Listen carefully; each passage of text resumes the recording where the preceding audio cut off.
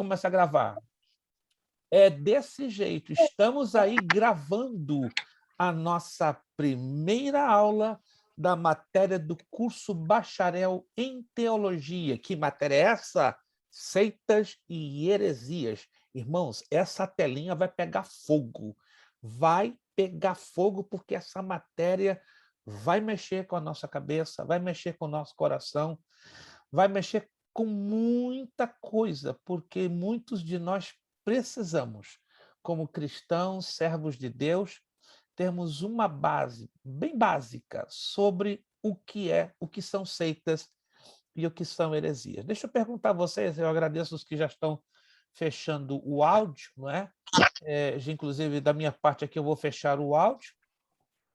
O áudio, então, eu acabei de fechá-lo. Por favor, me ajude a manter o áudio fechado para evitar ruídos externos, né? Porque qualquer ruído que ocorre atrás de vocês vaza e causa uma certa interferência, né? E se vocês já estão entendendo, já têm entendido isso já há algum tempo. Deixa eu perguntar a vocês. Antes que eu me esqueça, eu vou repetir de novo, né? Você está ligado no curso Bacharel em Teologia, a primeira aula da matéria Seitas e Heresias. Hoje é segunda-feira, 29 de novembro de 2021. Quantos de vocês receberam nas suas casas as suas apostilas? Vamos lá. Irmã Márcia recebeu, o Elvis recebeu, o Guerreiro, Gleique, irmã Nicinha, irmã Ana, só pastora Cristiane que não recebeu, mas acredito que ela já tem o arquivo PDF, creio que já tem o arquivo PDF. Pastora Cristiane, a senhora já tem o arquivo PDF da apostila, não? Perfeito. Já está, mandei a apostila hoje, está levando, dependendo da agência do correio que eu uso aqui em Orlando, pode levar de 1 semana até 10 dias. Então, eu estou correndo ao máximo para contornar, né, essas dificuldades por causa da distância, né? Vocês vão de entender que agora, pela distância que nós estamos, causa realmente um pouquinho de transtorno, mas a gente vai aos pouquinhos contornando. Vamos, então, abrir as nossas apostilas, tá? Então, seitas e heresias. Se vocês derem uma olhadinha, não sei se alguém já teve tempo de olhar isso aqui, ó. Isso aqui é simplesmente fantástico. Tome um tempinho. Isso aqui fica tranquilo que não é matéria para prova, não. Fica tranquilo. Mas tome um tempinho para você ler isso aqui com muita calma mesmo. Isso aqui é o quadro comparativo das principais seitas e religiões, né, em comparação com a fé cristã. Só rapidamente para você observar aqui, ó. Está mostrando sobre o cristianismo bíblico, animismo, budismo, candomblé, catolicismo romano, ciência cristã, cientologia, confucionismo, espiritismo kardecista, Hare Krishna, conhecido pelas siglas ISKCON. Se você observar aqui com atenção, tem a coluna dos seus fundadores. Preste muita atenção aqui, ó. Os fundadores, as mensagens que cada uma dessas seitas e religiões apresentam, como é o formato da igreja deles, as partes que estão em branco, isso quer dizer que a igreja ou a religião em si não tem um formato de igreja, né? Como, por exemplo, o cristianismo bíblico tem um formato, o catolicismo tem um formato de igreja, a ciência cristã tem um formato de igreja,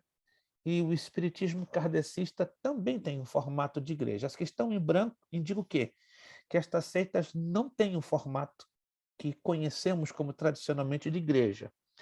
Aí vocês vão ver aqui na coluna Deus, estão vendo aqui a coluna Deus? É como essas religiões interpretam ou encaram a pessoa de Deus. Olha que interessante isso aqui. Depois a outra coluna, você está vendo ali, ó, Jesus. Vocês estão vendo que nem todas as colunas estão preenchidas, né?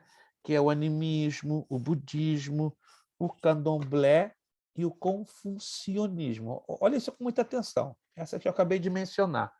Animismo, budismo, candomblé, e confucionismo, eles não consideram a pessoa de Jesus. Olha que interessante.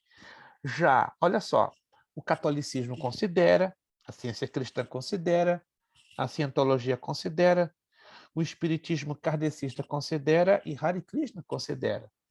Depois você vai ver do lado da coluna a ressurreição de Jesus. A maioria delas não consideram a ressurreição de Jesus. Olha que interessante. O catolicismo romano, sim, considera, mas com certas restrições. A ciência cristã não considera. Cientologia e confucionismo nem se pronunciam. O espiritismo kardecista e Hare Krishna têm a sua própria visão sobre a ressurreição de Jesus. Agora, o que é mais chocante, presta atenção comigo aqui, ó. Tá vendo aqui a coluna? Salvação. Como eles encaram a salvação em relação ao que nós conhecemos pela palavra de Deus? É um absurdo em cima do outro. Leia depois com atenção e qual é a fonte de autoridade de cada uma dessas religiões, né?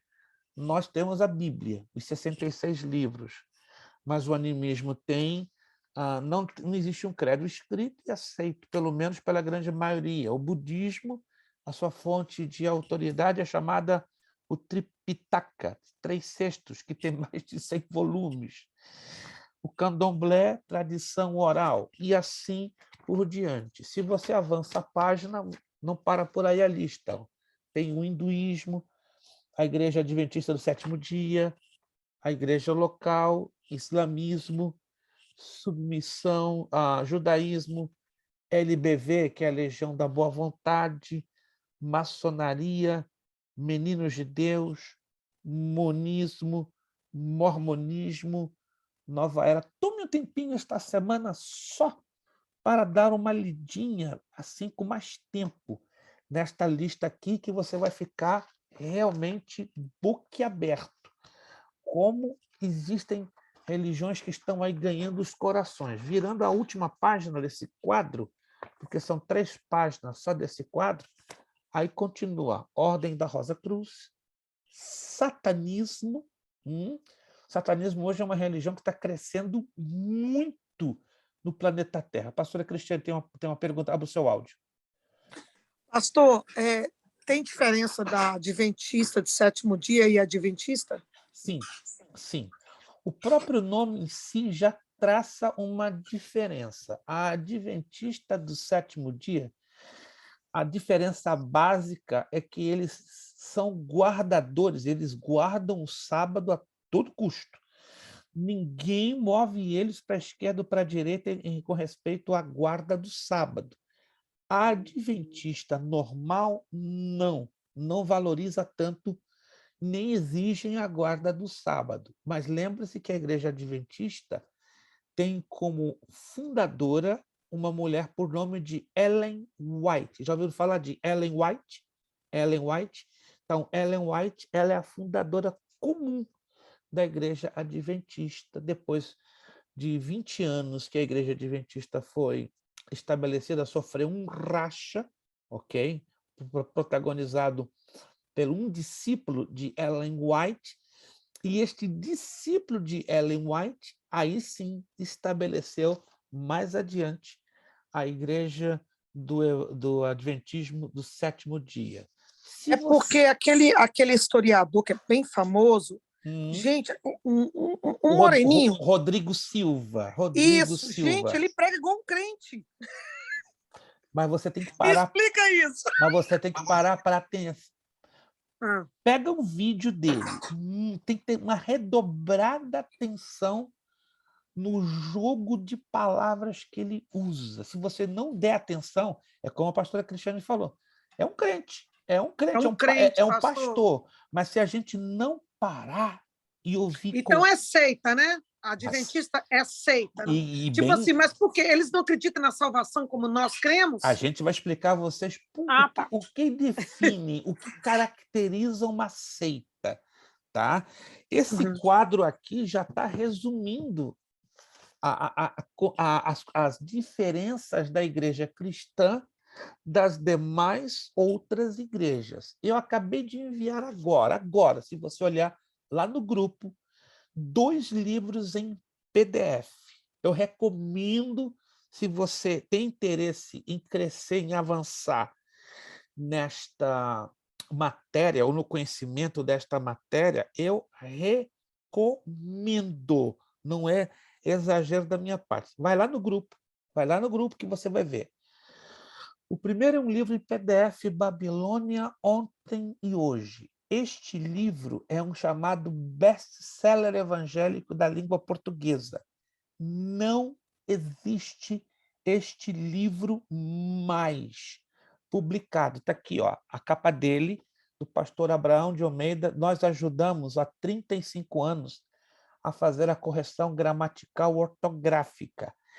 Este livro é o melhor livro hoje disponível em língua portuguesa que nos ajuda a entender as bases da Igreja Católica Apostólica Romana e até mesmo das igrejas neopentecostais.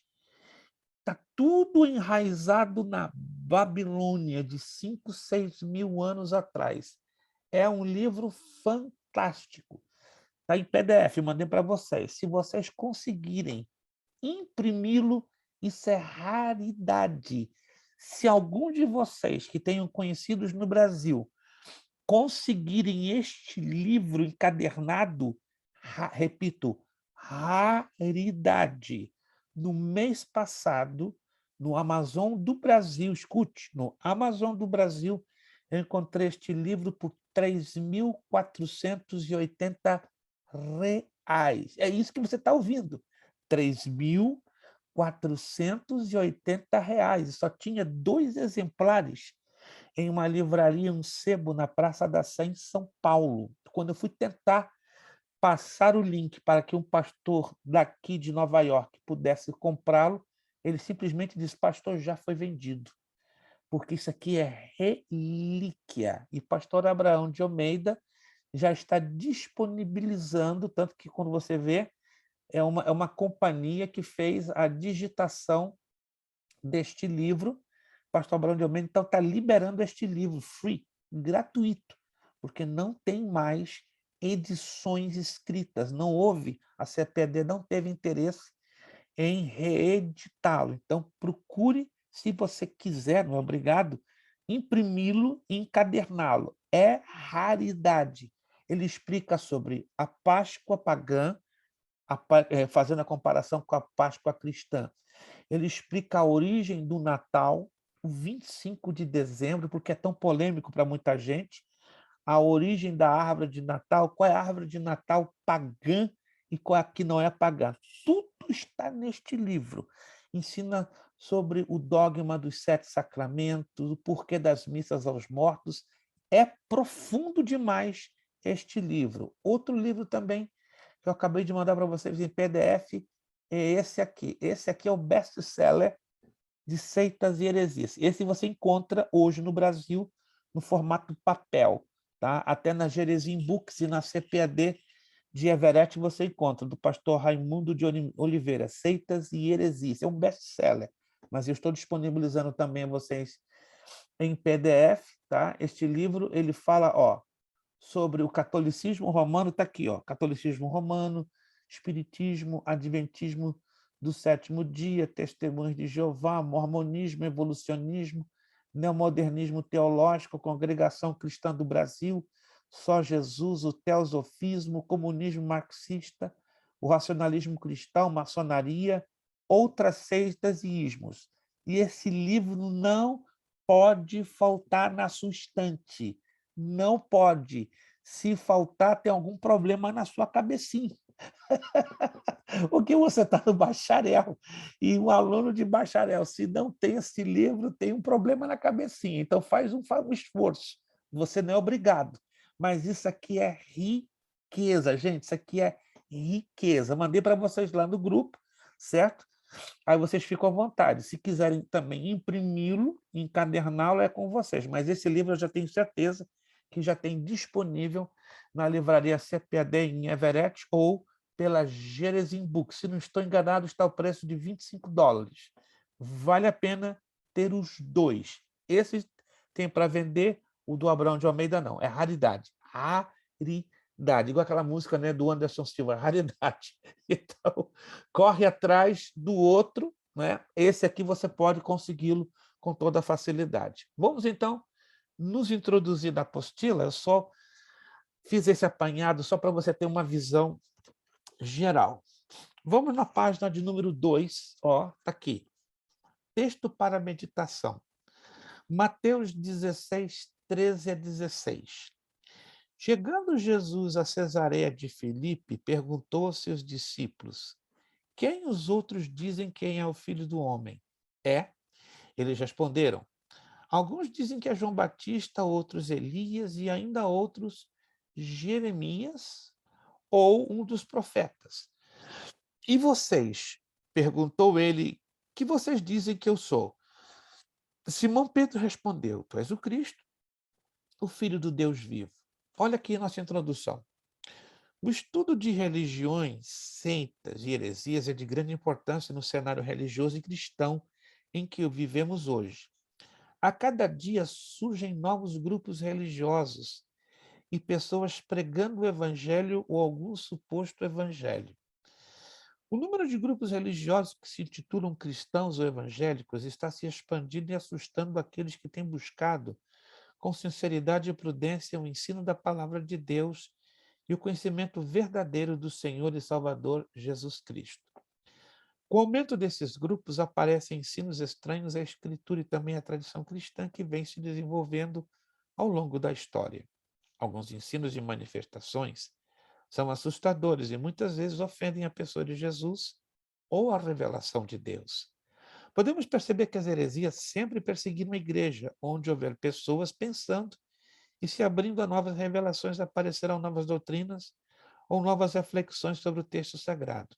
O problema não está em vivenciar novas experiências, mas fazer dessas experiências doutrinas sagradas e torná-las axiomas. O que quer dizer a palavra axioma? Um padrão como fosse a verdade. Então temos que ter muito cuidado com certos ensinos que estão se impondo como axiomas, ou seja, como padrões de verdade. Mas o único padrão de verdade que nós cristãos conhecemos está aqui, ó. É da palavra de Deus, é na Bíblia Sagrada, que se desenvolve separadamente da verdade bíblica e a parte da Igreja de Deus. Diante de novas revelações e experiências que determinam as doutrinas desses grupos religiosos, se torna necessário o estudo das heresias. Isso se dá com iniciativa das Escrituras, quando afirmam: amados, embora estivesse muito ansioso por lhes escrever acerca da salvação que compartilhamos, senti que era necessário escrever-lhes insistindo que batalhassem pela fé de uma vez por todas, confiadas aos santos. É o que nos ensina Judas, versículos 3 e versículo 8. Deixa eu perguntar a vocês. Não precisa se preocupar se vai acertar ou errar. Quantas religiões e seitas vocês imaginam que hoje existem por aí afora no planeta Terra? Aí daqui a pouco eu vou explicar qual a diferença entre seitas e heresias. Mas vamos pegar os dois juntos num só pacote, tá? Vou colocar tudo num pacote. Que quantidade aproximada você imagina que exista por aí? 200, 300, 400, 800 seitas e heresias? Milhões. Não, milhões já é demais. Milhões. Não, diga assim, deve ter mais de 1.000, porque só os indianos lá, cada coisa que eles adoram. Alguém tem uma leve ideia? Pode dar um número, ainda que ele não seja exato. 2.600? 2.747. Chegou próximo demais. Existem em torno de 2.747 seitas e heresias combinadas no planeta Terra. A tendência anual é um crescimento de 150 a 200 novas seitas e heresias. Veja só que loucura. Então, por ano, a tendência vai de 150 a 200 a mais. Isto é, em 2020, em relação a 2021, já ganhamos em torno de 150 novas seitas que estão ganhando terreno numa forma assustadora. E o mais estranho, estas seitas são oriundas, em grande maioria, de divisões e subdivisões de igrejas cristãs. Que isso é que é o mais chocante. Igrejas que se dizem evangélicas estão se rachando e dando a origem às chamadas igrejas neopentecostais. As igrejas neopentecostais, pelo menos 40% delas, têm características de seitas. Vamos entender agora o que caracteriza uma seita e o que caracteriza uma heresia e o que caracteriza uma religião. Temos aqui uma perguntinha na apostila. Por que é importante estudar religiões, seitas e heresias? Estão percebendo a pergunta? Então, quer dizer que são 3 coisas diferentes. Religião é uma coisa, seita é uma coisa e heresia é outra coisa. Mas, pastor, não é tudo farinha do mesmo saco? Não. Não é tudo farinha do mesmo. Tem pontos comuns que se assemelham entre os 3, mas também existem pontos que diferenciam, separam bem definidamente um do outro. Então vamos devagar agora, porque isso aqui vai rolar um pouquinho na nossa cabeça. Vamos entender as 3 razões por que é importante estudar religiões, seitas e heresias. Letra A, devemos estar preparados para saber responder aqueles que pedem a razão de nossa esperança, ou seja, Jesus Cristo. Letra B, somos chamados a batalhar pela fé evangélica. Letra C, para corrigir aqueles que se desviaram da verdade. Então, aqui temos 3 razões bíblicas por que é importante estudar essas 3. Por que é importante estudar religião? Por que é importante estudar seitas e heresias? Irmãos, deixa eu fazer uma pergunta aqui. Não se sintam constrangidos. Se hoje um mórmon batesse na sua porta para tentar lhe evangelizar, você se sairia bem, com toda a facilidade do mundo, ou você se sentiria um pouquinho apertado em conversar com o mórmon? Então, a minha pergunta não tem o objetivo de envergonhar você. É para nós avaliarmos até que ponto estamos suficientemente preparados para apresentar a razão da nossa fé em contrapartida com o que eles creem de errado à luz das Escrituras. Vocês se sentiriam confortáveis em conversar com o mórmon ou Sim. não? Mórmon Ok. já teve na minha casa Não, também. eu não. O Testemunho de Jeová também. E o bom Testemunho de Jeová até me escutou, né?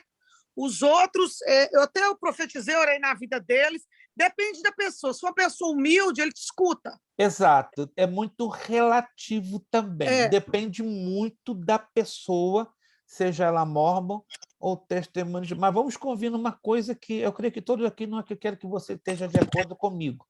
Temos que estar de acordo com a realidade dos fatos. Para você debater com um mórmon na profundidade e com o testemunho de Jeová, se você não conhecer as bases do mormonismo e do testemunho de Jeová, eles te colocam no bolso. Ou não colocam? Claro que coloca. Se é um diálogo básico, bem superficial, com a unção e a graça de Deus, amém. Mas tem testemunho de Jeová e tem mórmons, gente, eles estão tão preparados que deixa qualquer um de nós envergonhados.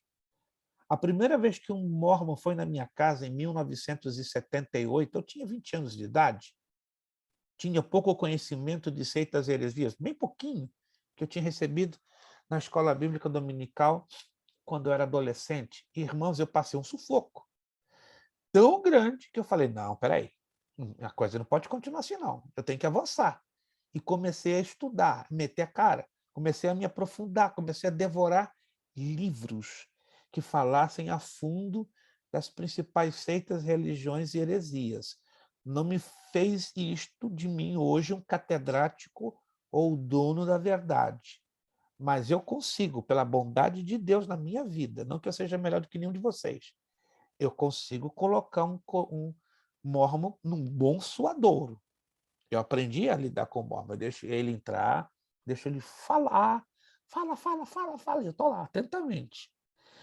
Posso agora dar uma palavrinha? Aí eu vou nos pontos, todos os pontos que eles colocam como a defesa da plena verdade, aí eu trato de colocar com a escritura. Aí quando eu apresento a escritura, aí a coisa fica apertada para o lado deles. Porque eles são sabatinados. Sabe o que é sabatinados? É como um manual.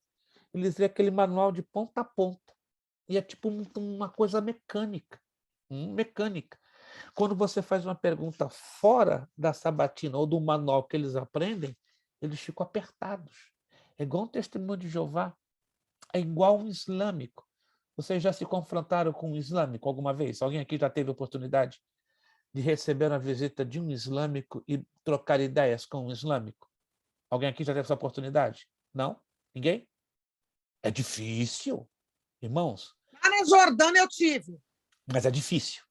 Mas você sabe o que ele falou para mim? Isso. Ele falou que poderia ser Jesus, como poderia ser também Moisés, que poderia voltar. Eu falei, pois é, mas o único que nós prega que é Jesus, aí foi Deus que me deu, né, lógico. Claro, obviamente.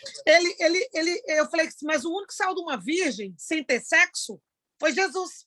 Então, assim, o outro não, o outro foi normal. Aí ele falou assim, eu não pensei nisso. Mas lembre-se que no islamismo tem um grande problema, né? Que talvez a maioria de vocês não conhecem. Existem duas facções dentro do islamismo que são bem complicadas: os xiitas e os sunitas. Os xiitas são os fundamentalistas, são os radicais, são aqueles agressivos que entram para arrebentar com tudo. E eles são muito duros naquilo que eles creem em relação a Maomé e a revelação que o anjo Gabriel deu a Maomé. Já os sunitas são um pouquinho mais brandos, te ouvem, você pode estabelecer um diálogo, não são tão agressivos, e a linha de pensamento de um sunita ele é bem mais flexível. A gente vai procurar ter um tempinho para traçar as diferenças do islamismo, ou seja, sunitas e xiitas. Mas vamos lá. Como Jesus encarava as heresias? 3 coisas importantes aqui na apostila, por favor. Diz que seus mestres são cegos, guiando cegos. Olha o que Jesus fala lá em Mateus 15:14. Letra B revela aqueles que são falsos mestres, profetas e apóstolos. Mateus 24, 23, 24 e Apocalipse 2:2. Quem não acredita em suas palavras, acredita em mentiras que vêm do diabo. João 8, 43, 44. Então, olha como Jesus coloca de uma maneira categórica sobre como ele encarava as heresias. Olha o número 3, o Novo Testamento e alguns movimentos heréticos. Que interessante isso aqui. Temos 3 situações. Letra A, grande parte do Novo Testamento defende a verdade contra as heresias. Alguns afirmam 1/3. Letra B, alguns textos avisam a entrada de heresias. Vamos ler 2 de Pedro, capítulo 2, versículo 1. É importante que tenhamos clareza nas Escrituras sobre este assunto. Segunda carta de Pedro, capítulo 2, versículo 1. Se você pode ter a sua Bíblia aberta, maravilha, porque é importante você ter a visão bíblica deste assunto. Segunda carta de Pedro, capítulo 2, versículo 1. Mas houve também entre o povo falsos profetas, como haverá entre vós também falsos mestres, os quais introduzirão encobertamente heresias destruidoras, negando até o Senhor que os resgatou, trazendo sobre si repentina destruição. Anote esse texto, ele é importantíssimo, porque ele fala avisando da entrada das heresias. Então, vamos lá.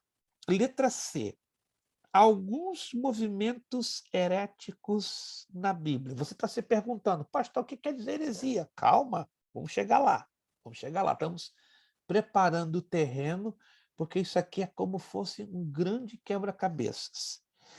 Olha os movimentos heréticos que a Bíblia, pelo menos, traz. O gnosticismo, matéria má, misticismo, refutação. Essa ideia está exposta no Evangelho de João, capítulo 1, versículos 1 e 14, Colossenses 2, do 8 ao 15. Doutrina dos anjos. Esta heresia, que é a adoração, ela está exposta em Colossenses capítulo 2, verso 18. Legalismo. O que é o legalismo? Acréscimos à salvação ou à graça de Deus. Atos 15. Deixa eu dar um exemplo de legalismo que está dentro da igreja evangélica, mas as pessoas não percebem. Meu irmão, você merece. Já ouviram essa expressão, essa frasezinha? Você merece. Na Bíblia, na visão da doutrina bíblica, isso não tem cabimento. Porque, primeiro, nossa salvação é pela graça. Graça é favor imerecido. Graça é presente. Graça é dádiva. A graça que nos levou a sermos salvos, ela é baseada nos méritos que Cristo conquistou na cruz do Calvário. Não tem nada com aquilo que eu fiz ou deixei de fazer. Quantos estão me entendendo? Quantos estão me entendendo? Quantos estão me entendendo? Isso aqui é sério. Então, merecimento na Bíblia e no plano espiritual não tem guarida, não tem cabimento. Mas meu pastor me ensinou que eu tenho que fazer por merecer. Então, ele te ensinou muito errado, porque a Bíblia, sobretudo na carta de Paulo aos Romanos, ela condena taxativamente um termo que hoje conhecemos como meritocracia. Então, o termo moderno para hoje em dia chama-se meritocracia, ou seja, a valorização do mérito, a valorização daquilo que você merece. Mas isso é parte de um pacote chamado legalismo. E legalismo é tudo aquilo que acrescenta a salvação e a graça de Deus. Está lá claro, só você ler o capítulo 15 de Atos dos Apóstolos. Aí você dizer, pastor, então tem muita igreja aí que está na heresia? Bastante. Você vai ficar mais assustado quando nós entrarmos mais a fundo, que você vai perceber que quase que 50% de algumas igrejas pentecostais e a grande maioria das neopentecostais estão até o pescoço, amarradas e afogadas com heresias. Agora sim, preste bem atenção aqui, vamos definir, claro, o que é seita, o que é movimento contraditório e o que é heresia. Seita. O que é uma seita? É uma facção, grupo com o mesmo pensamento, partido religioso. Isto é uma seita. O entendimento evangélico para a seita é um grupo com um líder que deturpa a palavra de Deus e acrescenta verdades para a salvação além da graça de Deus. Eu vou ser obrigado a citar nomes. A Igreja Universal do Reino de Deus é uma seita, porque ela usa méritos, ela usa elementos que são considerados místicos, trazidos do Antigo Testamento, para o uso de Israel no tempo do Antigo Testamento para dentro da graça. Nem tudo, bato na tecla, que aprendemos no Antigo Testamento tem validade no Novo. Um aluno me perguntou, pastor, qual é o critério bíblico para nós sabermos o que é válido no Antigo continua sendo válido do Novo? Quer anotar? É fácil. Eu vou dar para você uma fórmula simples para você entender o que no Antigo Testamento tem validade dentro do Novo. Está com caneta aí, se você quer anotar, a menos que você queira guardar na memória. Presta atenção, é muito fácil. Isso aí faz parte da lei da hermenêutica e faz parte de uma das leis da hermenêutica e da exegese bíblica. Todo o ensino do Antigo Testamento, todo o ensino do Antigo Testamento que for confirmado por parte do Senhor Jesus, por parte do apóstolo Paulo e por parte dos apóstolos Pedro, Tiago, João e Judas. Estas são as partes que funcionam ou têm validade dentro do Novo Testamento. Vou repetir. Todo o ensino do Antigo Testamento que tiver confirmação no Novo, dos lábios do Senhor Jesus, do apóstolo Paulo e dos apóstolos Pedro, Tiago, João e Judas, este ensino, então, é também válido no Novo Testamento. Se não tiver esta validade, esquece. É só serviu para Israel no tempo do Antigo Testamento. Deixa aqui abrir um leque. Isso chama-se princípios locais e temporais. O que é um princípio local e temporal? Serviu para Israel nos tempos do Antigo Testamento. O que são princípios universais e atemporais? Serviu para Israel, serve para nós, para todo e qualquer povo, língua e nação, e serve em qualquer época, no passado, no presente e até mesmo no futuro. Esses são os princípios universais e atemporais. Deixa eu dar um exemplo para vocês de um princípio local e temporal.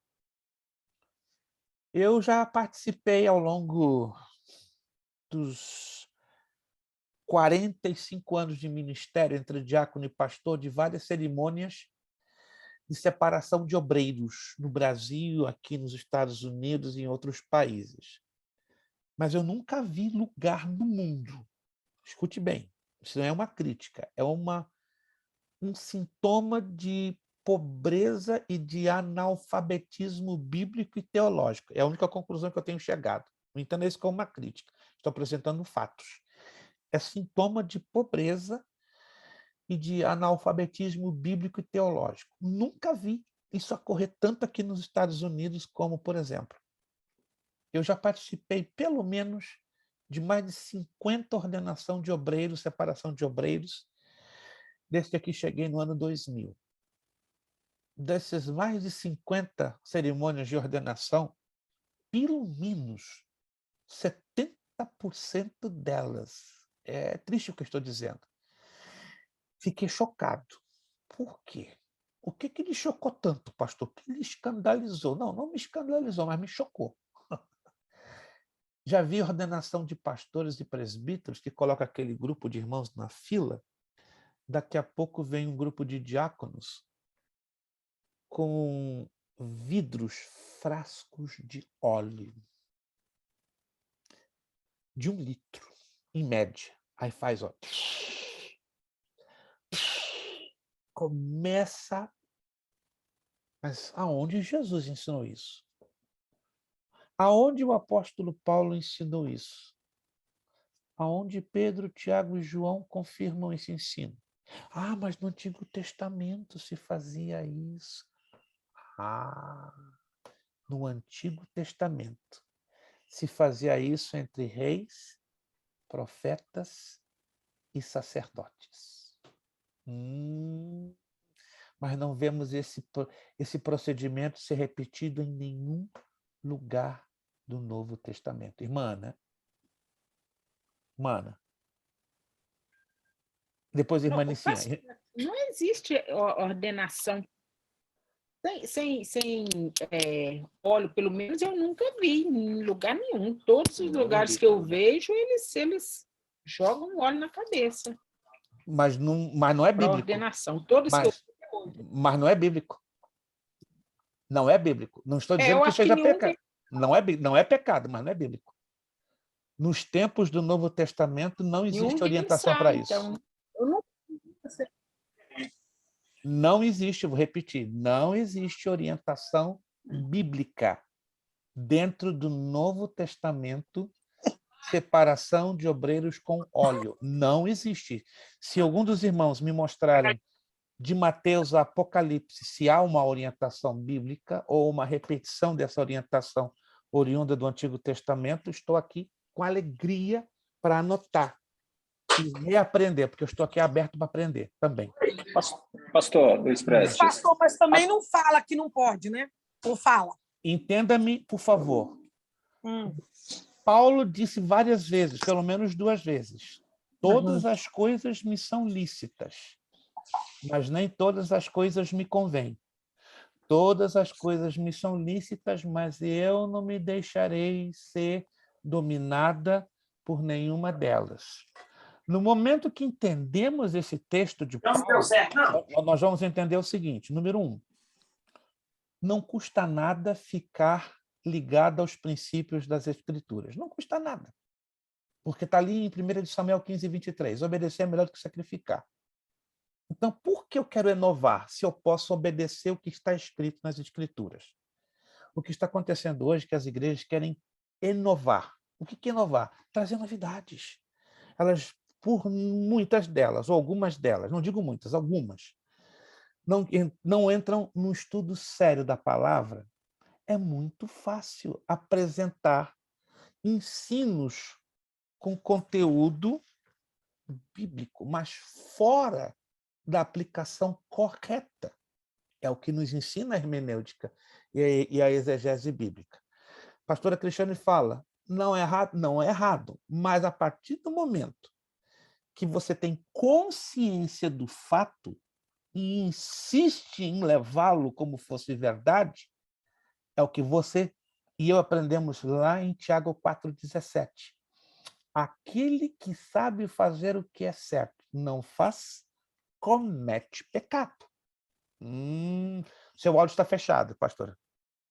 Pastor, deixa eu falar, o meu marido está aqui, ele falou que é da Igreja Batista Tradicional, eles ungem na hora que é ordenada pastor, ainda entrega um cajado ainda.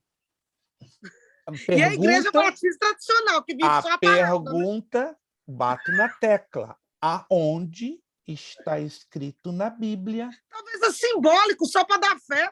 Não, aí estamos entrando no caminho da heresia. Quanto mais que são os batistas, o batista que é o tradicional, que é os guardadores da palavra. Bato na tecla. O que é heresia? Vamos estudar agora a origem da palavra heresia. Hairese. Pastora, posso falar? Desvio da trajetória. Irmã Nicinho, por gentileza. Há 4 anos atrás, quando eu fui ungida missionária, fui consagrada missionária, despejaram 1 litro de óleo na minha cabeça, que sujou a minha roupa. Eu tive que jogar no lixo a minha roupa, que não teve conserto mais. Sabe? O carpete da igreja nós tivemos que pagar para os coreanos trocar a parte da frente do carpete. Então, ficou perdido. Tanto óleo. Irmãos, entendam, o meu trabalho em trazer a palavra não é ser polêmico, mas sim apresentar os fatos que nos rodeiam e fazermos aqui a confrontação aqui. Da Bíblia. Se está aqui, glória a Deus. Se não está aqui, mas pode estar até aqui. Mas e a aplicação? Ela está sendo aplicada no momento correto? Na época correta? É um princípio universal ou é um princípio local? Irmão Gleick, desculpe que eu interrompi, irmão Gleick tem uma participação. Abra o seu áudio, por favor. Não, porque eu ia falar porque é o seguinte, senão, quando o próprio Senhor Jesus chamou os seus discípulos, ele teria ungido eles com óleo. E outra coisa é o seguinte, porque quando a gente olha sobre a questão da unção com óleo, ou óleo ungido, na realidade foi quando Deus chamou Moisés, né? Ali que começou essa ordenança do óleo ungido, de ter unção. Então a gente vê isso no Antigo Testamento, aí às vezes as pessoas confundem muito a lei com a graça. está mais preocupada, às vezes, em viver a lei do que viver a graça e sabendo que Jesus realmente trouxe para nós a graça, e nós não estamos mais no período da lei. Acabaram de entender aqui essa partezinha aqui da apostila? Ó, legalismo.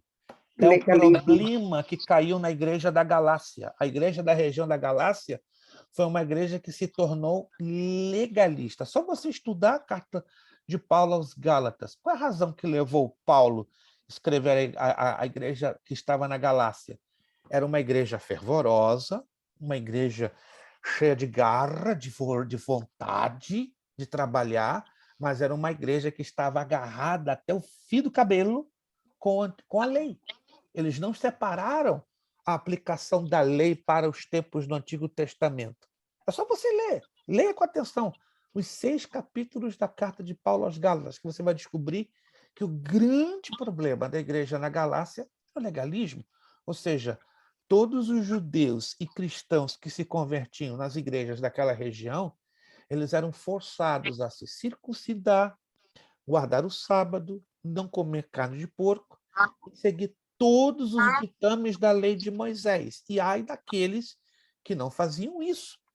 Vamos ser sinceros, hoje não temos igrejas evangélicas com as pessoas mais cheias de fé, com as melhores das intenções, vivendo esse tipo de comportamento, ou seja, vivendo esse tipo de legalismo?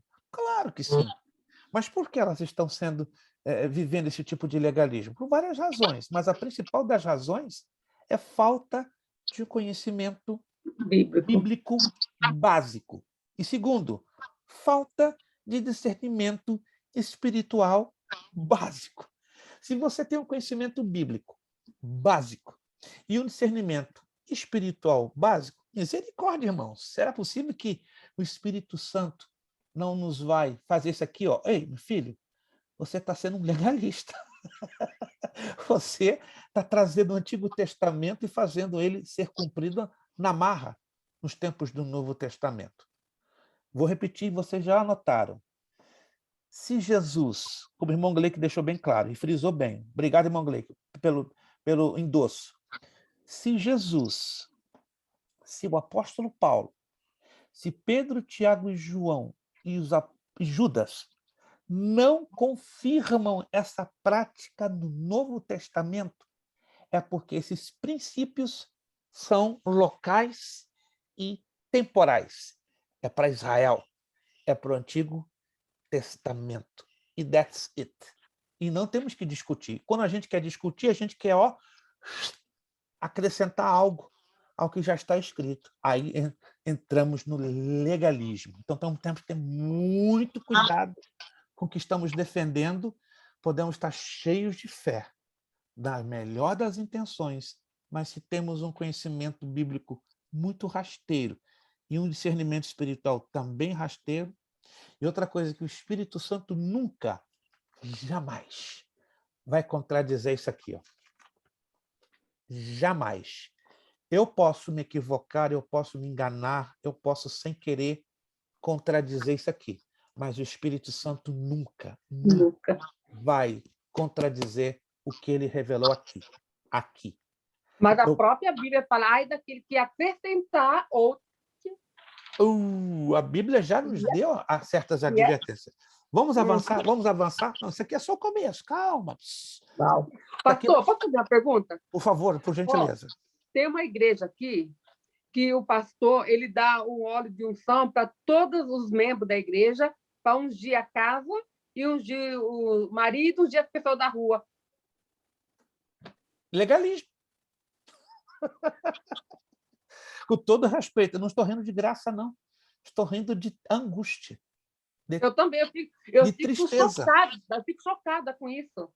Olha só, tá lendo aqui na apostila? Práticas sectárias. Igrejas evangélicas, é o que a irmã Nicinha acabou de falar agora, com práticas sectárias, mas com confissão bíblica. O que é a confissão bíblica? Estão usando a Bíblia. Uma coisa é usar a Bíblia, outra coisa é eu praticar a Bíblia, conhecendo-a. O que é usar a Bíblia? Eu posso citar a Bíblia de cor e salteado. Eu conheço um menino de 9 anos, ele sozinho, em 10 minutos, de mente, ele recita todo o Salmo 119 sem errar um dos seus Uau! 176 versículos. Mas é memória. Memória. Mas será que ele consegue interpretar os 176 versículos do Salmo 119? Não. Não, porque é decoreba. Exato. E o legalista? O que é o legalista? É um decoreba. Ele tem toda a Bíblia na mente. Mas será que ele sabe aplicar a Bíblia na vida dele e no tempo certo? Na ocasião certa? Mas, pastor, mas no Novo Testamento, em Tiago, não fala que chama os presbíteros e o óleo e a pessoa é curada? Só existe no Novo Testamento. Anote aí, pastora. Tiago, está lá em Tiago. Anote aí, pastora, e anotem todos os irmãos. No Novo Testamento só existem duas orientações diretas, claras, sobre o uso do óleo. Escute, por favor. Anote aí, só existem dois textos. Não existe um terceiro texto. E são situações bem específicas. Na verdade, é uma situação específica. Marcos, capítulo 6, é o primeiro texto. Se você nunca leu, você vai ler agora. Marcos, capítulo 6, versículo 12 e 13. Anote aí. Marcos, Evangelho segundo Marcos, capítulo 6, verso 12 e 13. Então, saindo eles, pregavam ao povo que se arrependesse. Verso 13. Expulsavam muitos demônios e ungiam muitos enfermos com óleo e os curavam. Quem deu essa orientação? Jesus. Por isso que o Tiago repete. Jesus deu orientação. Saiu de Jesus, tá, thumbs up.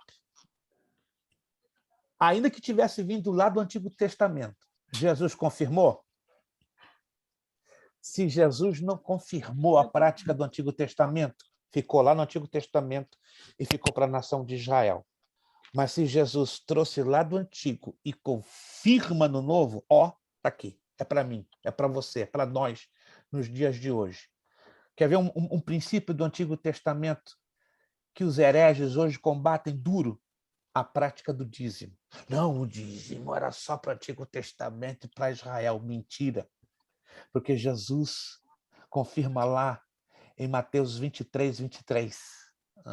E o escritor aos Hebreus também confirma. De César, o que é de César, Deus de Deus, o que é de Deus? Não, Mateus 23, 23, não. Eu já peguei essa. Não joga essa, não. Vai devagar, pastora. Vai devagar, pastora. Vamos aos textos corretos. Eu sei. Vamos aos textos corretos, porque os mormons sabem de cabeça o livro dos mormons, e nós temos que ter também uma noção não exata, mas precisa da Bíblia. Isso eu vou cobrar de vocês um pouquinho. Tá? Já estamos no bacharel. Vou apertar um pouquinho vocês com respeito à memorização de textos bíblicos. Olha o que diz Mateus 23, 23. Ai de vós, escribas e fariseus hipócritas, dais o dízimo da hortelã, do endro e do cominho, mas negligenciais o mais importante da lei, a justiça, a misericórdia e a fé. Devíeis fazer estas coisas. Ou seja, continue sendo dizimistas. É sadio, é bíblico, mas sem omitir aquelas. Omitir o quê? Omitir a justiça, a misericórdia e a fé. Então, o dízimo é uma prática sadia e que Jesus defende. O autor aos Hebreus também defende, a partir do momento que ele cita, não é? Melquisedeque depositando os dízimos, ao contrário, Abraão depositando os seus dízimos aos pés do sacerdote de Salém, Melquisedeque. Então, nós temos que ter muitíssimo cuidado em não misturar as coisas, porque no momento que nós misturamos as coisas, nós vamos ter gravíssimos problemas na questão da correta interpretação. Deixa eu avançar mais um pouquinho. Gente, essa matéria vai deixar você suado. Movimento contraditório. Igrejas evangélicas com confissão bíblica, mas que praticam e ensinam coisas contrárias à tradição cristã e carente de uma boa interpretação e teologia. Os ensinos não chegam a ser heresia. Como, por exemplo, ungir obreiros com óleo. Não chega a ser uma heresia, mas não é bíblico. É antibíblico. Sim. Sim, irmã. E expulsar demônio com óleo? Expulsar demônio com óleo. Expulsa demônio e unge com óleo. Procure anotar isso, irmã Ana, e aos demais queridos alunos. O uso do óleo no Novo Testamento está ligado unicamente à cura de enfermos. E o óleo é o símbolo do Espírito Santo, que cura e liberta. O óleo em si não tem poder para trazer a cura. O óleo é apenas o símbolo do Espírito Santo. Nós colocamos a confiança em quem? No óleo ou na ação do poder do Espírito Santo? Na ação do poder do Espírito Santo. Mas no momento que nós cremos na palavra de Deus, a palavra de Deus gera o que dentro de nós? Fé. A fé vem pelo ouvir. E o ouvir vem pela palavra de Deus. Então a questão aí, irmãos, não está no óleo, está em crermos na autoridade da palavra escrita. Se a palavra escrita diz com todas as letras que a unção com óleo no Novo Testamento, ela unicamente deve ser usada para a cura de enfermos, então temos que crer que é uma orientação bíblica específica para esta situação. O uso do óleo fora desta situação pode ser uma heresia. Expulsar demônio com óleo, ungir obreiros com óleo. Então, tudo tem que ser avaliado. Está no propósito bíblico? Não está? Está fora. Tá? Então, só Tiago 5, 14, 16 e Marcos 6, 12, 13 é que ampara o uso correto do óleo de unção no Novo Testamento. E é para cura de enfermos. Pastor, sim. Desculpa aí, é só porque talvez eu entendi um pouco errado essa questão do Tiago 5, 14, 15, porque esse termo que é usado, que o óleo cura, na realidade, quando nós vemos Tiago 5, 15, na realidade, fala que é pela oração da fé que os doentes eram curados, não pelo óleo. Não é o óleo. O detalhe é que as pessoas confundem que o poder da cura está no óleo. O óleo, ele apenas transfere uma simbologia. É isso, pastor. Por isso que eu vejo o óleo assim, como uma simbologia. Mas nós temos que ter muito... Para aumentar a nossa... Não. Aí biblicamente eu vou discordar. Esta simbologia é para levarmos a crer na autoridade da palavra revelada. Porque se nós nos agarrarmos tão somente aos símbolos, daqui a pouco estamos tendo o bezerro de ouro como eu entendi. A gente não pode misturar. Misturar não, é o problema. Não, misturar assim, não focar no símbolo. Focar Exato. na palavra, na autoridade da palavra. Na autoridade da palavra. A questão está na autoridade da palavra. A fé vem pelo ouvir. E o ouvir está na palavra. Se a palavra diz, e ungirão os enfermos com óleo, e a oração da fé, irmão Gleick deixou bem claro, ele lembrou bem o texto. Qual é a questão do óleo aí? É uma conexão, nada mais. Traz o símbolo, mas quem cura jamais será o óleo, mas a oração da fé. Então não tem problema ungir a casa. Totalmente grande problema, porque isso é misticismo. A Umbanda, o Candomblé, a Quimbanda e o Vodú fazem isso. Então temos que fugir da aparência do mal. A Bíblia diz fugir da aparência do mal. Ora, se as seitas pagãs fazem isso, nós vamos fazer parecido? Que isso, irmãos? Temos que fazer a diferença. Irmão Gleick, desculpe, continue. É só por causa disso, porque porque esse versículo, para ele estar trazendo essa passagem, que eles chamavam presbíteros para poder ungir com óleo, mas era pela oração da fé que eles eram curados, como, na realidade, a unção ela está ligada ao Espírito Santo, provavelmente aqui poderia também estar trazendo uma característica, ou seja, está trazendo à tona a ação do Espírito Santo em relação à unção. Exatamente.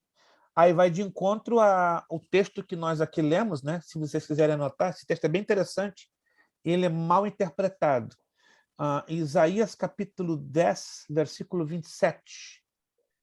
Porque sempre quando fala de que, por exemplo, que Jesus foi ungido para poder, como sacerdote, como rei, na realidade ele foi ungido como com o Espírito Santo. E a unção do Espírito Santo é o que credencia o impulso da vida ministerial. Isaías 10, 27. Se não me trai a memória, deixa eu ver se eu não errei o texto.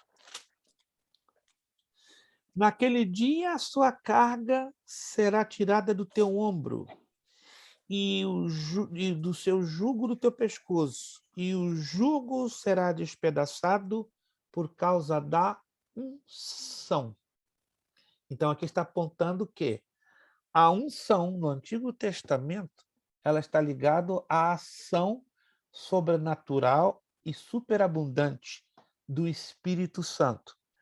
O Antigo Testamento são as sombras e a realização no Novo Testamento. O problema é tipologia. Até que ponto nós entendemos, conhecemos tipologia bíblica? Aí temos um problema. Se nós não entendemos as sombras tipológicas do Antigo Testamento, como nos atreveremos a interpretar corretamente o Novo Testamento? Aí, como a pastora Cristiane falou, vamos começar a misturar. E as misturas criam misticismo. E o misticismo lá na frente, sem querer, querendo, vai se tornar o quê? Em heresia, em um sério desvio da fé cristã. Agora, a heresia vem da palavra grega hairesis, falso ensino, crença ou exposição que não condiz com a verdade revelada das Escrituras, acréscimo na interpretação ou anulação de verdades explícitas. Então, hoje nós temos essas três situações de comportamento, entre aspas, de fé. O entendimento evangélico, um grupo com um líder que deturpa a palavra de Deus e acrescenta verdades para a salvação além da graça. Então, tem igrejas que têm pastores com seu entendimento pessoal, chamada axiologia. Eu acho, eu penso. Tem as práticas sectárias, igrejas evangélicas com práticas sectárias, mas com confessão bíblica. E tem os movimentos contraditórios, que estão dominando pesadamente algumas igrejas neopentecostais e até tradicionais, como a pastora Cristiane falou, a Igreja Batista, que eu já tinha ouvido falar de 2 igrejas batistas no Brasil que fazem esse tipo de procedimento de unção com óleo. E a heresia, que é o falso ensino, a heresia que é o pesado, que é a crença ou exposição que não condiz com a verdade revelada das Escrituras. Aí vem os acréscimos da interpretação ou anulação de verdades bíblicas. Como identificar uma seita? Vamos lá. As seitas crescem cada vez mais e podemos ver muitas pessoas sendo enganadas e enredadas nas mentiras de homens maus, caluniadores e falsos profetas. Segundo de Timóteo 3, Tito 1, 2, 3, assim nos fala. Mesmo diante de uma realidade como essa, as Escrituras nos advertem sobre esse fato e nos deixam em alerta com sua revelação e manifestação da verdade de Deus em Cristo Jesus. Está lá em 2 de Timóteo 3, 14 a 17. Quando nos aproximamos das Escrituras e nos dedicamos à verdade, o que é dedicar-se à verdade? É o que nós estamos fazendo. Eu tenho certeza absoluta, sem medo de errar. Nós que estamos aqui, como muitos alunos que estão nas outras turmas e nos demais outros cursos, decidiram separar esse tempo aqui uma vez por semana como uma prioridade na vida de vocês. Ou estou enganado? Quem tem isso aqui, esse horário aqui, uma vez por semana, como prioridade na sua vida espiritual? Ou eu estou enganado? Eu creio que todos nós aqui. Do contrário, como a vida neste país é uma vida tão apertada de trabalho, de compromisso, eu tenho certeza que o irmão Elvis, né, tem muito trabalho, eu conheço um pouquinho do trabalho do irmão Elvis, ele não estaria aqui dedicando esse tempo na semana, nem o irmão Alexandre Guerreiro, que também faz isso aqui, para ganhar a vida dele, para manter a casa dele, nem irmã Nicinha, nem irmão Glenck, nem irmã Márcia Mello, nem pastora Cristiane, nenhum de vocês estariam aqui se isto aqui fosse uma prioridade. Então, se estar aqui uma vez por semana, nestas quase 2 horas, é uma prioridade, é porque nós queremos crescer, é que nós queremos nos aproximarmos das Escrituras, nos dedicarmos o quê? A verdade. As nossas igrejas hoje estão cheias de bons cristãos, mas quantos desses bons cristãos estão se dedicando à verdade? Vou responder para vocês, menos de 10%. Pastor, você está julgando? Eu não estou julgando. Dê uma olhadinha ao redor da igreja que você congrega. Se são 10%, não estou querendo ser cruel, não, que estão se dedicando à verdade, ou seja, fazendo isso aqui, ou estudando em casa, ou estudando numa escola teológica, ou participando dos cursos de ensino, é muito, gente. E a cada ano está diminuindo. Há 30 anos atrás eram 25%, há 50 anos atrás eram 50%. O que vai ser dentro de 5 anos atrás? 3%? 2%? Não sei. Mas uma coisa é certa, temos que continuar lutando para nos dedicar à verdade. Só dessa maneira conseguiremos discernir aquilo que vem do Senhor e aquilo que é invenção e engano. Preste atenção aqui. Existem algumas características comuns que fazem que grupos se afastem do cristianismo bíblico e se tornem seitas. Faz um highlight disso aqui.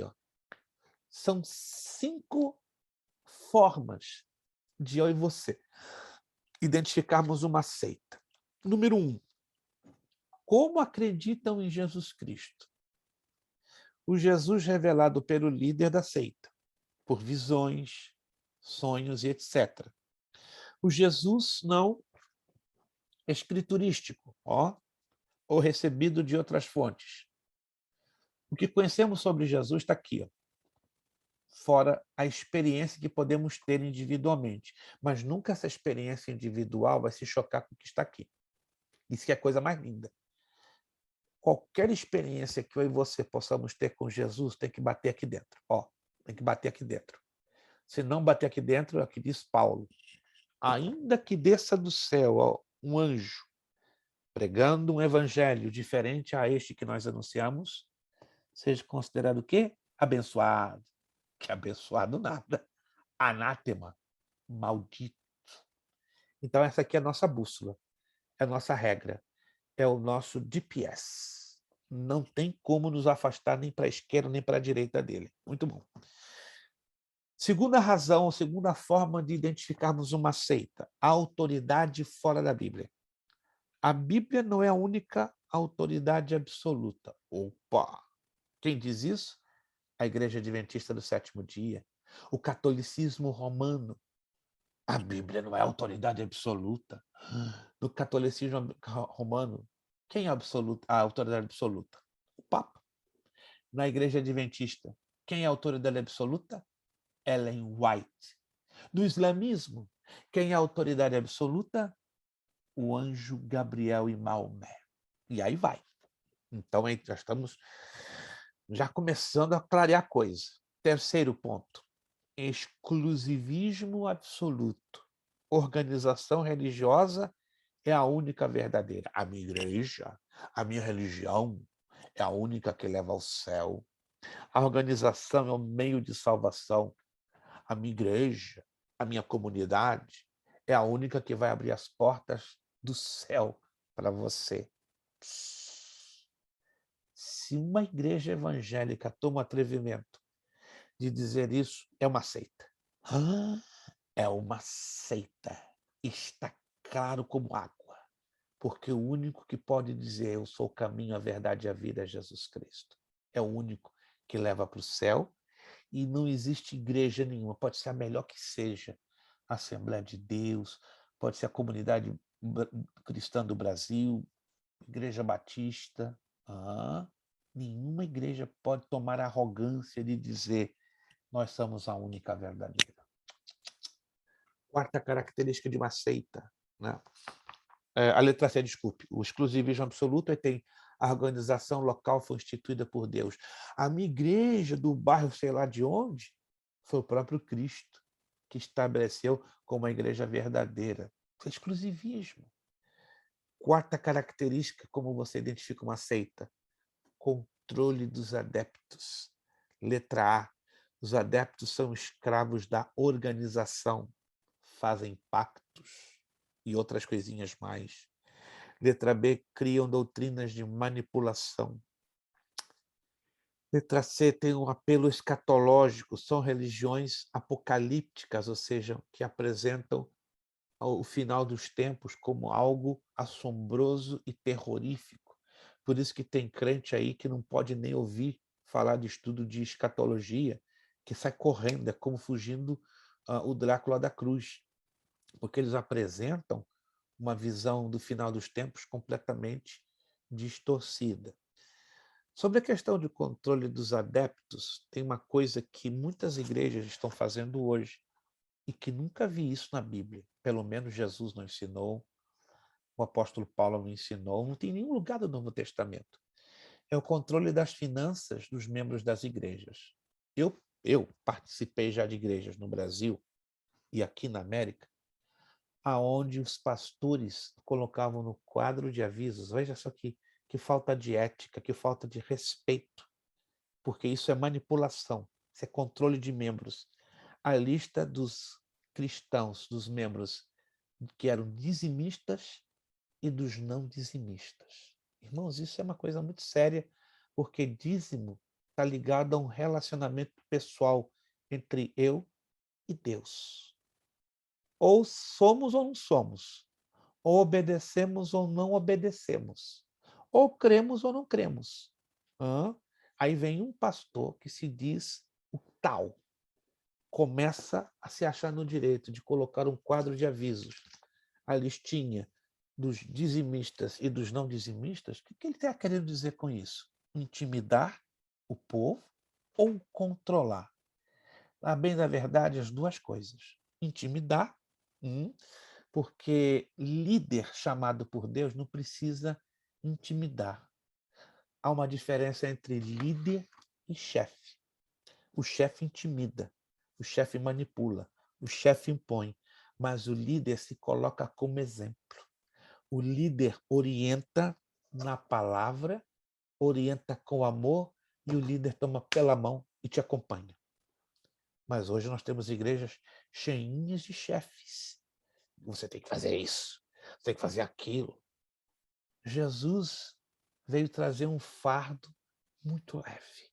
E hoje nós vemos pastores jogando uma saca de 500 quilos de chumbo na cabeça de igrejas e membros, sendo estes enormes fariseus, legalistas, na verdade. Certo? Então, isso é característica de quê? De seita. Quinta forma de nós identificarmos uma seita: busca a salvação pelos seus próprios méritos. Criam rituais de esforços, penitências, tipos de oração, tipos de jejuns. Vou falar algo aqui que vai escandalizar vocês, mas vamos na Bíblia. Vamos na Bíblia. Tem igrejas que valorizam excessivamente o chamado culto das primícias. Preste atenção, entenda bem, por favor, seja maduro a entender à luz da Bíblia. O que eram as primícias na Bíblia? Vamos explicar isso aqui agora. O que são primícias na Bíblia? A primeira colheita que a nação de Israel pegava, separava e apresentava dedicada ao Senhor, como sacrifício pacífico. Sim ou não? Alguém sabe disso? Isso é primícia. Primeira colheita. Está aqui. Plantamos vários meses trigo. Então, a primeira colheita, vamos separá-la e apresentá-la ao Senhor, como sacrifício, como oferta, como diz a Escritura, oferta pacífica. Nos dias de hoje, tem igrejas que estão impondo o culto das primícias. Escute, não é errado. Se você, por amor a Cristo e à obra, separar, um exemplo, o primeiro salário do mês, ou o primeiro salário do ano, a primeira semana do seu salário, para o uso da obra do Senhor, para a obra missionária, para ajudar uma família necessitada. Não é errado. porque você, acima de tudo, está fazendo para agradar o coração de Deus. Mas devemos ter muito cuidado para não fazermos isso como uma prática legalista, para agradar o coração do pastor ou para seguir uma ordem do pastor. Não, se eu não participar do culto das primícias, lá na minha igreja é assim. Eu estou dando um exemplo que eu vi de vários testemunhos. Lá na minha igreja é assim. Se eu não participar dos 15 dias de primícia, eu não der a minha primícia, o pastor me suspende 1 mês do diaconato. Mas aonde está escrito isso na Bíblia? Que você deve fazer as coisas por obrigação. Quantos estão entendendo, gente? Quantos estão me entendendo? Quantos estão me entendendo? Servir a Deus é com alegria. Servir a Deus tem que ser com espontaneidade, com voluntariedade. Isso é importante separarmos isso para nós não cairmos nesse problema. Mas e as igrejas que fazem assim, pastor? Já estão no caminho de uma seita. Podem não ser seitas, mas estão indo no caminho gravíssimo de ser lá na frente se converterem em seitas. Segunda situação são igrejas assistencialistas. Sem caridade não há salvação. Irmandades cooperadoras, daqui citamos a maçonaria. Pensa num povo que faz o bem para o seu próximo. Os maçons. Quem sabia disso? Quem sabia que os maçons fazem um bem tremendo para a sociedade? Isso aqui para eles não é problema. Eu conheço um maçom em Hartford. Você olha para ele, um americano.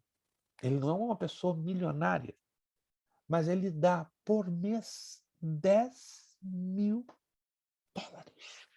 em cestas básicas. A comunidade carente de Hartford. Ele é um maçom, porque a maçonaria ensina, a maçonaria ensina o assistencialismo. E tem igrejas evangélicas que acham que fazendo o assistencialismo não estou falando que não deva fazer a obra social. A questão é o toma lá, dá cá. Sabe o que é o toma lá, dá cá? Não, eu vou fazer e em troca Deus vai me devolver. Cuidado, isso é perigoso. Isso é caminho de seita. O que nós fazemos é por amor, por graça e por misericórdia. 8 minutos, já estamos terminando a aula. Buscam uma religiosidade perfeita e esotérica, ídolos, cultos de sacrifício. Tem certos sacrifícios em algumas igrejas que Deus não contempla. Não, eu vou fazer aquele jejum de arrebentar de 40 dias. Tem pessoas que eu conheço que tentaram fazer o de 40 dias e se arrebentaram. Não é de arrebentar, não. Se arrebentaram. Um aluno esses dias me perguntou, pastor, como é na Bíblia eu aprendo a fazer corretamente um jejum? Deixa eu perguntar a vocês. Alguém se lembra? Na Bíblia, nós temos um conjunto de versículos, não sei se vocês já leram, que mostra direitinho, mas direitinho, como fosse um manual, um figurino desenhadinho, para entendermos qual é o jejum que agrada a Deus. Alguém já leu esse texto? Está lá desenhadinho. Quem se lembra do texto? Se alguém não se lembra, eu vou dizer. Um aluno me perguntou esses dias, você, estudante do médio, não se lembra? Não, pastor, acho que a minha mente está encardida, não estou conseguindo me lembrar, não. Mas tem um texto que é lindo, ele explica direitinho qual é o jejum que agrada a Deus. Alguém se lembra desse texto ou não? Estou querendo dar 50 pontos hoje para começar essa matéria. 50 pontos. Ninguém está se lembrando disso. Vocês estão perdendo a oportunidade de ganhar aumento para 75. Pronto. Aumento para 75. Nem com 75 vocês se animam. Gente, eu quero dar isenção, então pronto. Acabou, já estou arrebentando. Eu quero dar isenção da prova de seitas e heresias. Pronto. Ih, Jesus da glória. O que está acontecendo? O que está acontecendo com esse povo do bacharel? Olha lá. Você está falando sobre o quê? Sobre o... Jejum. Existe um texto na Bíblia que Que fala... orienta direitinho o jejum que agrada a Deus. Direitinho ali. Dá aos pobres, viu? Não. Dá aos órfãos, viu? Não, né? Eu já li, mas não estou lembrando. Então, vocês perderam a oportunidade da isenção da prova. Gente, anote. Esse texto você não pode se esquecer nunca mais. Abra lá comigo, por favor. Isaías, capítulo 58. Uau! Agora eu fiquei surpreso. Sério, gente? Agora me causou uma surpresa. Estou aqui suando de surpresa. Isaías, capítulo 58. Clama em alta voz e não te detenhas, levanta a tua voz como a trombeta e anuncia ao meu povo a sua transgressão e à casa de Jacó seus pecados. Pois dia a dia me procuram, têm prazer em saber os meus caminhos, como um povo que pratica a justiça e não deixa os mandamentos do seu Deus, perguntam-me pelos direitos da justiça e tem prazer em se achegar a Deus. Olha a partir do verso 3. E dizem, por que jejuamos nós? E não te atentas para isso, porque afligimos as nossas almas e tu não sabes. Contudo, no dia em que jejuais, prosseguis nas vossas empresas e explorai todos os vossos trabalhadores. Aí você vai lendo, tá? Verso 4, verso 5, verso 6, verso 7, verso 8, verso 9, verso 10, verso 11, todo o capítulo 58 do livro do profeta Isaías, ele é dedicado a nos ensinar qual é o tipo de jejum que agrada a Deus. Não é qualquer jejum que agrada a Deus. Ah, Senhor, vou te apresentar o jejum de Daniel. Porque é sacrifício? Exato. Esse aqui, ó. Ele quer obediência, não quer sacrifício? Você está no novo, né? Olha só, mas só leia o capítulo 58. E Jesus confirma isso lá no Novo Testamento. Ah, o jejum que agrada a Deus. Como, por exemplo, uma coisa que é muito de legalista. Qual é a oferta que agrada a Deus? É aquela que a gente dá $1.000, $10.000, $60.000? É aquela que você pega o checão ali na frente de todo mundo, tá aqui, ó. Não, coração voluntário. Mais do que isso. É mais do que isso. Sabe qual é a oferta que agrada a Deus? Agora vocês vão ficar chocados. Mateus capítulo 18. Essa oferta que agrada a Deus. E como agrada? Meu Deus! Mateus capítulo 18.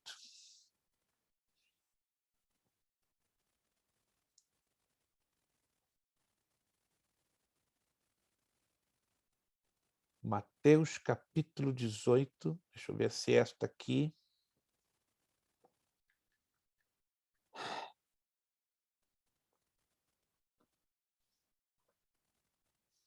Deixa se é 18 ou 19.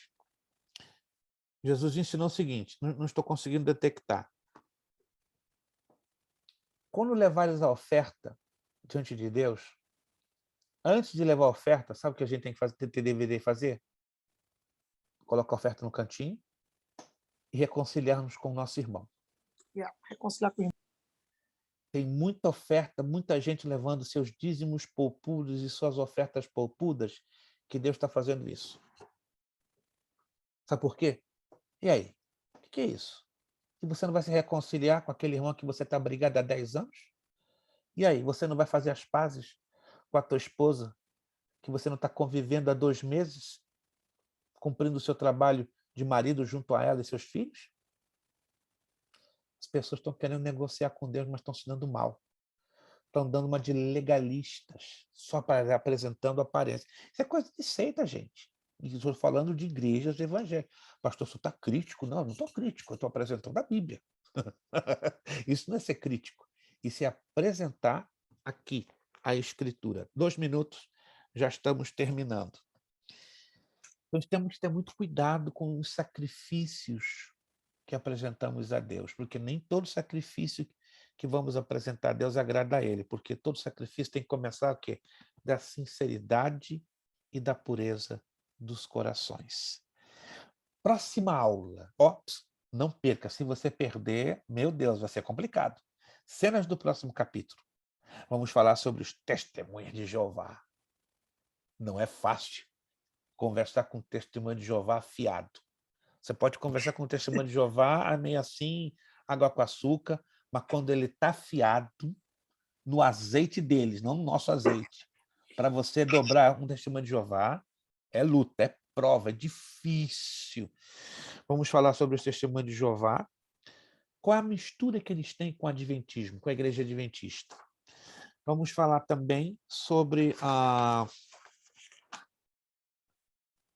É muito grande. Se você observar as páginas que vêm a seguir sobre os testemunhos de Jeová, nós vamos procurar resumir o máximo possível.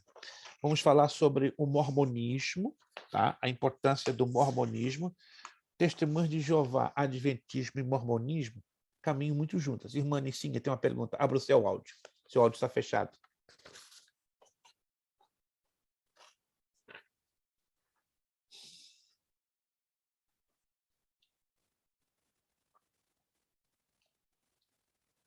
Não, o áudio da irmã Nissinha não abre. Tá travado. Ok, Agora abriu. conseguiu. Abriu. Vamos lá. Solta. Sabe, pastor, eu limpo a casa do pastor lá da igreja dos Mormons, sabe? E ele tem um quartinho lá no quintal, no fundo do quintal, e tem um altar. Ele leva comida todo dia de manhã, que é para a mãe dele, que já morreu, e para a sogra, que morreu, que ele faz culto aos mortos. Então, todo dia de manhã, ele alimenta, e à tarde, tipo 1h da tarde, a esposa dele vai lá e leva cenoura e pão seco para alimentar eles. Nós vamos explicar por que os mormons fazem oferendas aos seus mortos, oram aos mortos e se batizam em nome dos mortos. É um negócio estranho. Tipo... E na igreja deles, eles não podem tomar café. Não pode, exatamente. Café. Mas porque na casa dele, eles tomam café. Ele ensina os membros para não tomar, mas só que eles tomam café. É muito estranho. Eu já visitei a casa... Eu trabalho na casa dele, do pastor eu já estive numa casa de um dos líderes da igreja Mormon. Na igreja eles não tomam, mas dentro de casa eles tomam. É hipocrisia. É hipocrisia. Eu trabalho na casa de 2 pessoas da igreja lá que eles tomam café também. Nós vamos falar também na próxima aula sobre o espiritismo. Então, presta atenção. Próxima aula, mormonismo, adventismo e espiritismo. Só falar desses 3 vai encher toda a aula. Ainda vai ficar curtinho. Uau. Vai ficar curtinho, tá? Apertem os cintos. Você entrou no avião que decolou com seitas e heresias. E tem eu tenho uma Bíblia dos Mormons aqui que eu estou estudando para mim, sabe? Para me ter como debater com eles. Irmãos, para terminar, que o nosso tempo já foi embora, né?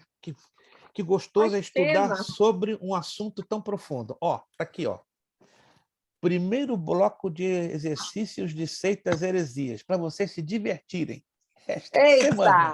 Essa semana nós vamos corrigir estas 4 primeiras perguntinhas. Só essa página, tá? Só essa primeira para a próxima aula, tá bom? Só essa primeira aqui.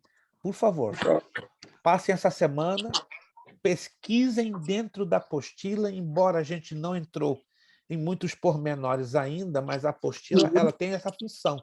Ela também é sua fonte de pesquisa para lhe ajudar a fazer os exercícios. Então, por favor, não esquece.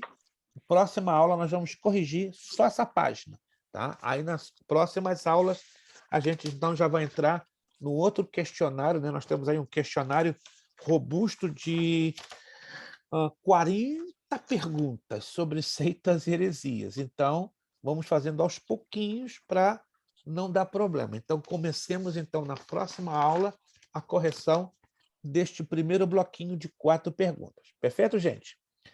Alguma dúvida, alguma pergunta? Está tudo esclarecido, irmão Gleick? Eu creio que teve que sair, porque ele trabalha muito cedo, então provavelmente ele teve que sair. Não é muito normal ele se retirar, mas ele teve que sair, a gente entende. Vamos então agradecer a Deus, finalizando a aula de hoje. Alguma dúvida ou pergunta? Tudo certinho por enquanto? Tudo certinho, maravilha? Perfeito, ali. O guerreiro, quando levanta o dedo, é autoridade. A gente tem que fazer assim com a cabeça, né? Colocou até a mão na cabeça, porque quem é autoridade faz isso. Vamos agradecer ao Senhor nosso Deus com uma palavra de oração por essa aula. Muito obrigado aos nossos irmãos que puderam, né, se esforçar a estar aqui. O Alexandre Guerreiro, obrigado. O Elvis, lá de Bilerica, aquela cidade bonita, mata frio na terra, essa Bilerica, né? Elvis, não vou aí não, Elvis. Venha você aqui, nós estamos te esperando. Hoje minha esposa falou muito, né, dos teus filhos da irmã Selma, né? Estamos te esperando. Avisa quando vocês chegarem aqui que nós vamos preparar aquele cafezão covarde, né? É ruim que o Elvis vai sair daqui. Eu vou sim, pastor. Vai ficar agarrado aqui, irmã Ana Bernardino também, né? Quando passar aqui na Flórida, irmã, quando passar em Orlando, por favor, não esquece da gente não, tá? Então, deixa a gente um pouquinho mais alegre, né? Vem com o irmão Robson, igual a irmã Márcia. Traga a sua tropa, irmã Márcia. Quando passar aqui em Orlando, faça a festa que a senhora quiser nos parques temáticos, mas não esquece da gente, tá bom? Sim, pastor, a casinha simples. A casinha é simples. Não é o seu castelo aí em Malden. É muito simples. Igual o Guerreiro, né? Quando o Guerreiro passa aqui em Orlando com a irmã Juliana e os seus filhos, né? Vem aqui tomar um café covarde, o problema é o Guerreiro sair daqui, né? Quero ver. A gente vai amarrar a perna do Guerreiro aqui com tanto café, igual a irmã Nicinha. Irmã Nicinha, não sei se já veio aqui por Orlando, nem a pastora Cristiane, mas quando vocês baterem por aqui, lembre-se do servinho aqui que vos fala, né? Que com alegria vai abrir a nossa casa para receber vocês, né? Tem uma toalha para lavar o pé de vocês, né? Tem uma bacia. Então vocês não vão sair daqui com a mão despedida. Pastor, quando vir aqui em Boston também, a nossa casa está aberta para o senhor vir, eu vou em março aí para uma formatura, né? Que vai envolver vocês, entendeu? Quem sabe aí a gente vai dar uma passadinha. Vamos vai ser bom, vai ser eu e minha esposa que não vamos estar no final de março, a gente vai combinar direitinho essa visitinha na sua casa. Vamos orar ao Senhor, vamos orar ao Senhor nosso Deus, vamos pedir a nossa irmã Márcia a nos dirigir a Deus uma palavra de oração para já então concluirmos a nossa aula de hoje. Graças a Deus, Deus está conosco. Tá? Muito obrigado a vocês, alunos, que já puderam pagar as mensalidades. Se você ainda não pagou a mensalidade do mês de novembro, e se está com alguma dificuldade, fala conosco e resolve o assunto só conversando conosco, tá? Se você pode fazer o seu pagamento deste mês ainda e não fez, até o dia de amanhã, dia 30, tá bom? Se você não pode, só ligar para a gente combinar um prazo para facilitar da melhor maneira possível a sua vida. Irmã Márcia, então, nos levando a Deus em oração, agradecendo por esta aula. Pai amado, Pai soberano, te rendemos graça, Pai, por este dia maravilhoso, por esta aula maravilhosa, Pai, a qual estamos aprendendo a Tua palavra. Pai, com o pastor Luiz Preste, o nosso professor. Obrigado, Pai, pela sabedoria que o Senhor tem dado a ele para nos ensinar, Pai, a Tua palavra. Pai, muito obrigado pela vida de cada um dos Teus filhos, de cada um aluno, Pai, desta escola, Pai, que venhamos aprender cada dia mais e mais a Tua palavra, para podermos, Pai, aprendermos e aplicarmos também em nossas vidas e ensiná-los aquele, Pai. Deus, fica conosco, dá-nos a noite em paz, a noite de descanso. Pai, aqueles que se acham enfermos, Pai, nesta noite, Deus, que seja curado, Pai, para a honra e glória do Teu nome. Pai, muito obrigado por essa nova matéria que estamos estudando, Pai. Aleluia. Obrigada pela vida do pastor Luiz Preste, a sua família. Que seja abençoando a vida de cada um, Deus, em nome de Jesus. Amém. Amém. Nosso lema para terminarmos: seriedade. Compromisso. Disciplina. Seriedade. Compromisso. Disciplina. Seriedade. Compromisso. Disciplina. É necessário que ele cresça. E que eu diminua. É necessário que ele cresça. E que eu diminua. É necessário que ele cresça. E que eu diminua. E a Deus damos o quê?